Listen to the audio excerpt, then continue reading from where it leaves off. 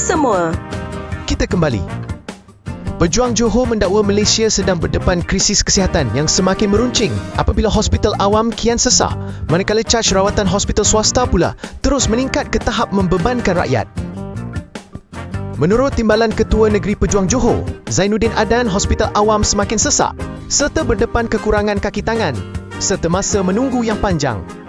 Pada masa yang sama, lebih separuh ahli KWSP mempunyai simpanan akaun 2 yang rendah, menjadikan ia tidak realistik untuk menampung kos rawatan swasta yang semakin mahal.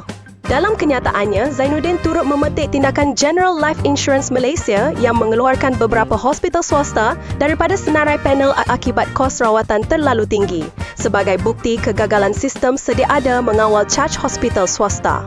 Menurutnya, pertikaian antara hospital dan syarikat insurans akhirnya meletakkan pesakit sebagai mangsa.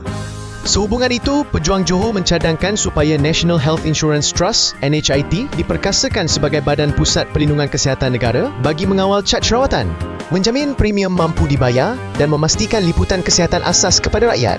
Model itu, katanya, boleh mencontohi sistem perlindungan kesihatan di Indonesia dan Thailand dengan perkeso dijadikan platform asas pelaksanaan. Kesihatan adalah hak asas rakyat, bukan kemewahan. Tanpa pembaharuan menyeluruh, rakyat akan terus terperangkap dalam tekanan kos rawatan yang tinggi, katanya, sambil menggesa kerajaan dan pembangkang memberi keutamaan kepada penyelesaian dasar berbanding retorik politik. Sekian dulu. Jangan lupa untuk terus bersama Malaya Daily, suara bangsa, nadi negara.